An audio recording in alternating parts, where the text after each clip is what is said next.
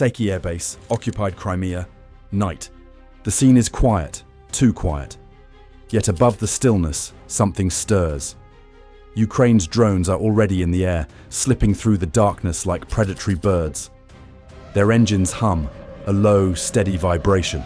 Cameras flicker alive as operators hundreds of kilometers away see exactly what the drones see. Targets begin to lock in. And on the tarmac below, Russia's prized drones, its layered air defenses, and even the critical command center coordinating aviation across Crimea and the Black Sea all sit in place, utterly unaware that within minutes, millions of dollars worth of hardware will be burning in a storm of explosions. Then the headlines begin. Multiple explosions reported in occupied Crimea tonight. Ukraine claims a major strike on a Russian military airfield.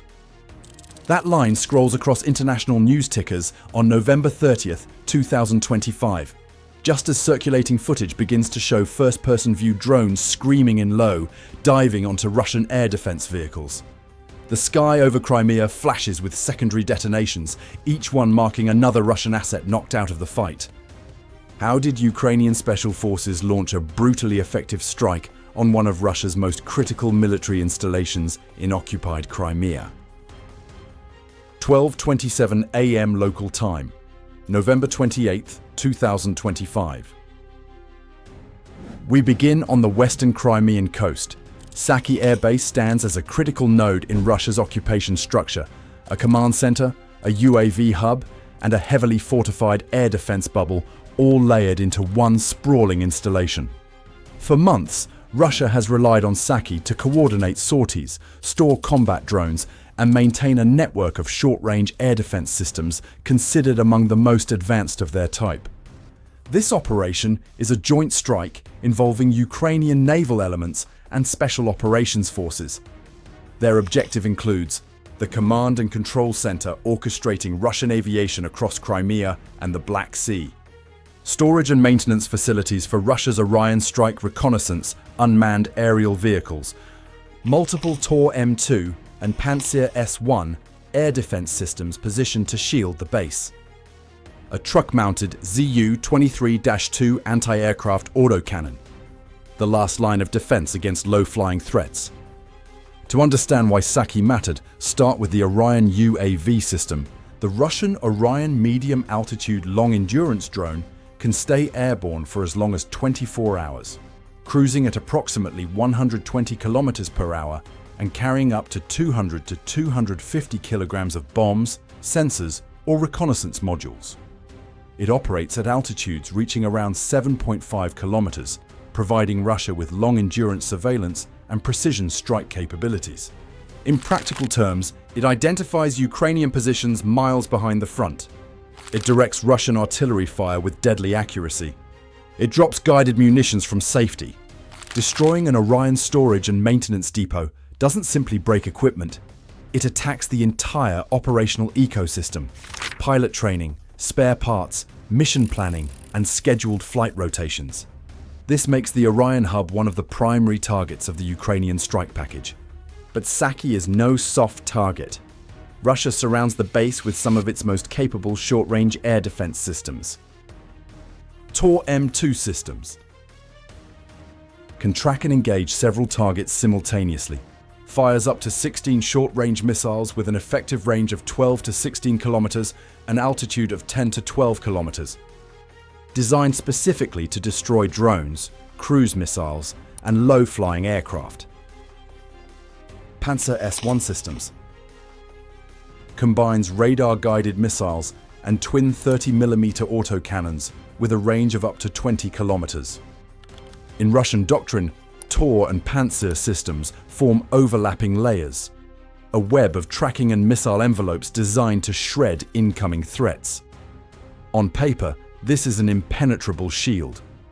Tonight, however, that shield is about to be torn open. Footage released later by the Ukrainian Navy shows numerous FPV kamikaze drones diving onto Russian vehicles at Saky. Each drone functions as a small, precise remote-controlled missile. Airspeed: 60 to 120 kilometers per hour. Explosive payload: several kilograms.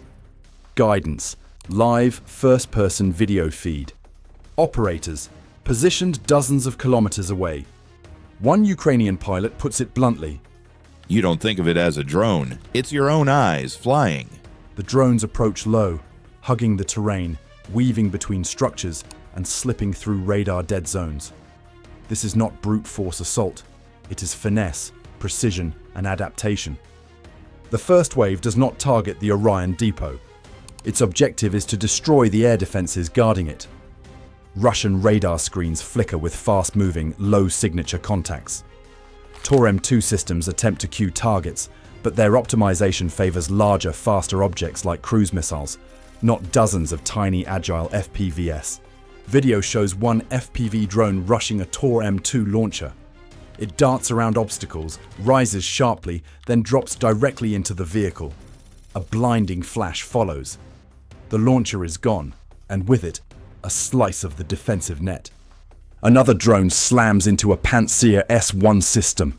The cluster of radar dishes, optical sights, and missile tubes offers the perfect aiming point. A hit there means complete system failure. Moments later, secondary explosions confirm the Pantsir is lost. Within minutes, an air defense network engineered to repel sophisticated threats collapses under the weight of inexpensive, expendable drones. With the shield crippled, the second wave targets the base's command and control center. This structure processes flight plans, drone mission coordination, radar tracking, and air tasking orders. A drone strike here doesn't just collapse a building, it severs communications, destroys planning infrastructure, and disorients Russian air operations.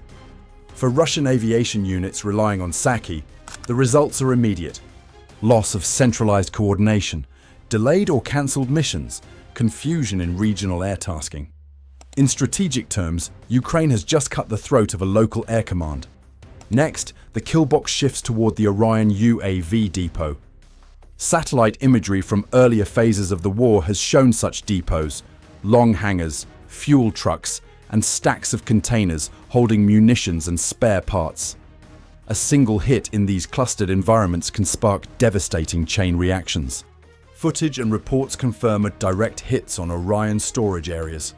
Massive secondary explosions, fires engulfing maintenance structures. Each Orion lost deprives Russia of long-duration reconnaissance and strike capability, a resource increasingly difficult to replace under sanctions and battlefield strain. A lone Zu-23-2 autocannon truck attempts to fight back, firing arcs of 23mm tracer fire across the night sky. But the weapon, a relic of the Cold War, is no match for agile FPV drones maneuvering through blind spots. A single drone dives at the gun platform. One explosion later, the cannon goes silent. By November 30th, the evidence is clear. A joint Navy Special Operations strike destroyed Tor-M2 and Pantsir S1 systems, a ruined command post, obliterated Orion drone assets. Saky was not just another base. It was a core node in Russia's drone and aviation network in Crimea. Its temporary or long-term loss rattles strategic confidence and forces Russia to pull high-value assets deeper inland. This operation symbolizes a profound shift in modern combat. Cheap drones defeating expensive defenses, software overpowering steel, remote operators reshaping the battlefield from far behind the lines. In the Russia-Ukraine war, the front line is no longer confined to trenches. It is anywhere a drone can fly. Thanks for watching. Subscribe and stay informed. Bye for now.